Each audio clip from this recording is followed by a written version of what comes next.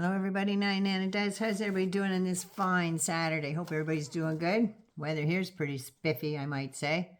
It's nice and sunny. Oh, that snow is melting. Oh, it's so good to see it go. Had enough. Headed up to here. Had enough.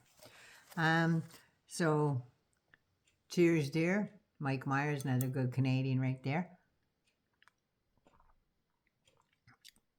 If you're new to this channel, why don't you consider subscribing? We have a lot of fun around here. And if you do like the video, give it a thumbs up, won't you? It only takes that much energy. And if you subscribe, it doesn't cost a damn thing. I'm on a pinch and I know what money is. It doesn't cost nothing. And all my hangers on, you know it's been a week for me. So I thank you very much once again for all your kind words for me and my family and little Togo. So I appreciate it very much. And we're going to talk about a little bit of Canadian stuff right now. Ready? So we're going to talk about little P.P. You might know him as Pierre Poilievre. But anyway, as usual, he's a day late and a dollar short to the game. He just is. And I just want to know, why are you sending me Trump-styled emails? Please stop. It feels like you're that dirty old man in the crank calls that my mom used to get back in the day. Hi, Martha. What are you wearing? Yeah. For instance, things like, we know you have not ordered a sign. We've checked. That's bordering on creepy if you ask me. So here's the email. Hey, Nana. Pierre wrote you a confidential memo. Oh. This is for your eyes only. All red letters, all capitalized. No exclamation mark, though. I was a little disappointed in that. So I had to be more intriguing. You're receiving this because you are verified. Okay, again, ominous. Bold letters, underlined. Do not, in all caps, show your screen to any last, all caps, liberals. This is only for you. Okay, that right? Click here to see Pierre's message. Okay, first of all, I was told when you get stuff like that, don't click. Don't click. My kids have been drilling it, don't click.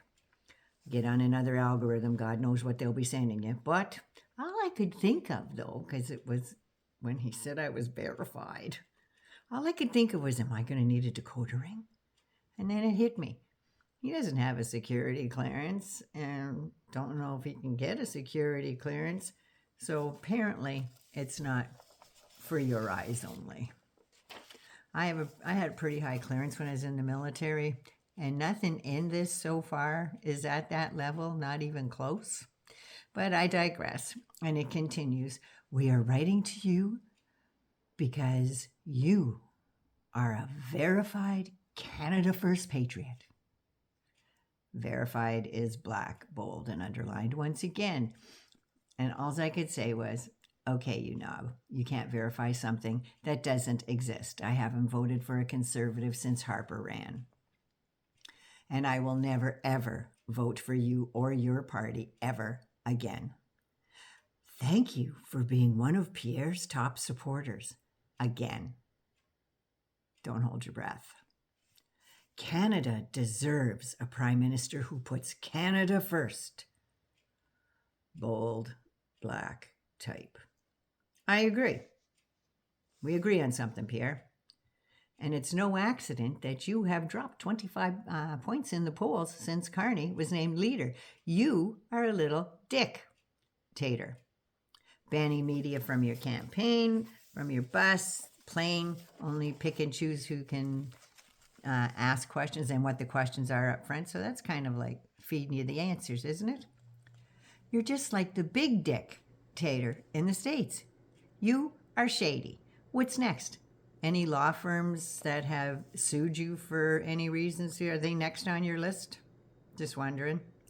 Conservatives were proven right on everything. All caps, bold. We were right on capital gains tax hikes.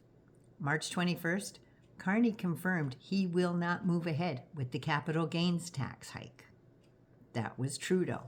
His name's Carney. The carbon tax. I know you've been campaigning on it, honey, but on day one he canceled it. Get over it. Pipelines. They're going to cancel pipelines. Carney says, in Canada, we need to be independent in oil and gas and getting pipelines built across our country and displace imports of foreign oil. We need to build emergency corridors, energy corridors rather, from Alberta to Nunavut. LNG. Prime Minister Carney wants LNG in Canada doubled. And he is eyeing the Western Pipeline upgrades to do this. Even Quebec is jumping on board with this.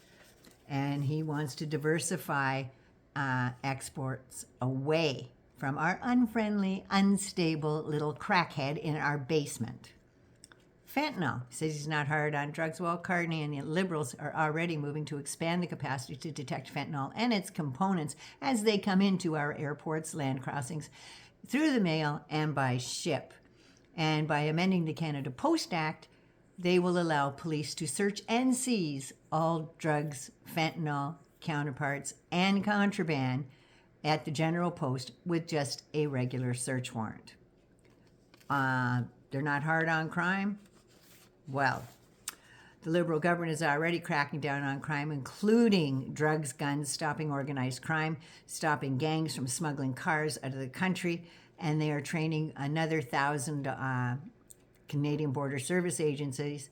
They are protecting victims of sexual violence and making it illegal to distribute AI photos, non-consensual AI photos, and increase penalties for things like revenge porn. They're doing stiffer penalties for murder, in hate crimes, and intimate partner violence. At the border, not doing enough? Think about it, shake your head. 1,000 more RCMP officers are getting pay incentives for new recruits at depot. More dedicated folks, state-of-the-art scanners and technology at the borders. They will prohibit firearms for anyone that is charged with violent offenses or anyone involved in organized crime that are getting out of jail. No more guns for you. The border is in the best shape it's ever been right now. Less than 400 illegals have crossed from Canada to the United States in the last couple months, and it is getting better. As for the fentanyl that's crossing, we've discussed this hundreds of times, and you know that it is way, way less. There is more coming in to our country than is leaving Canada, and we are cracking down on that as well. You said you're going to stop hate marches. Really? Well, you didn't have any problem marching with the Karen convoy there, the Freedom Convoy that went across Canada and blocked all our trade borders all across Canada. And in fact, if I'm not mistaken, you were actually at one of those border crossings that was being blocked for hours at a time. And you didn't seem to care about them invading and disrupting residents in Ottawa when they ran their trucks 24/7 and the reefers were on and honking horns and shitting in the streets, intimidating restaurants, businesses, and services, and healthcare workers who were afraid to wear their scrubs to and from work, from hospitals, nursing home, and clinics. And you stood by them. And when Trudeau used the Emergencies Act to break it up, you lost your mind. But the Liberals did get them out and gone. In my opinion, it should have been done after a few days when they became squatters instead of protesters. We will honor our history, restore our pride in history. And he always poses with Sir John A. Macdonald, our first Prime Minister. And if that's the case, then he'll also have to recognize that our first Prime Minister was a proponent of residential schools. And he said he built the railway. Could they do that today? Yes, they probably could, and faster because of technology. But what he did to Indigenous people who were being displaced, starved, and detained in detention facilities to get the railway built, he was not a great man. He did a lot of good things. He was the first, so we could learn from that. Both Indigenous and Chinese immigrants were mistreated during the building of our Canadian railways, and it is said that one Chinese man is dead for every mile of track that was laid, and probably just as many of the Indigenous peoples as well, because he doesn't give a shit about the Indigenous peoples. He said residential school survivors don't need compensation. They need a better work ethic. Along with this Harper apology to them comes another $4 billion in compensation for those who partook in residential schools. Partook in residential schools over there. They didn't partook, they were took. They had no choice. They come and took these children to these schools to assimilate them. Now, some of us are asking, he says, are we really getting value for all this money? We need to engender the values of hard work, independence, and self-reliance. Again, you don't talk about the disproportionate number of Indigenous women that are disappearing off the streets of Canada, and you don't seem to care if they're found or if they're not. If I'm not mistaken, you were against going through the landfill site to find those bodies. Not sure about that, I'll have to check. You talk about hate crimes, but you only mention Jewish people. What about our original people that you don't mind buying up all their land? You didn't mind doing that. Or of the tens of thousands of women and children that were bombed in Gaza. You don't bring that up.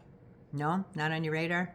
Didn't think so. What about mosques that are being defiled and graffitied up and stuff, and Molotov cocktails thrown at them? What do you know? Nothing about that? Didn't think so. But you care about our veterans? I'm a vet. My husband's a vet. Most of my friends are vets.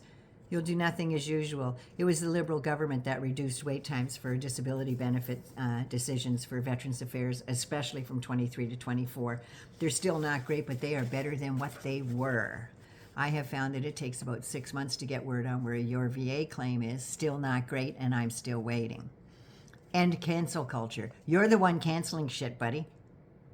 You want to shut down the CBC because they won't blow smoke up your ass, and they will print what you say. You cherry pick who can ask you questions. And to me, that means you will also cherry pick which Canadians you will represent, and more to the point, those who you won't represent. You've made that loud and clear. So to quote you, Little P.P, I will tell you this in your own words. Fuck you guys. That's what you said to the rest of Canada. Fuck you guys. Well, you're all talk and finger pointing. That's what you do with that $75,000 Rolex on your wrist. A lot of finger pointing. And apparently you can now smile on cue. Took me a few acting classes to get that down pat. But anyway, I digress. I want to thank you for stopping by, and I hope you have a really great weekend. Naughty Nana loves you so much. Please be good to you first so you can be good to somebody else. Mwah. Don't forget to subscribe. I love you.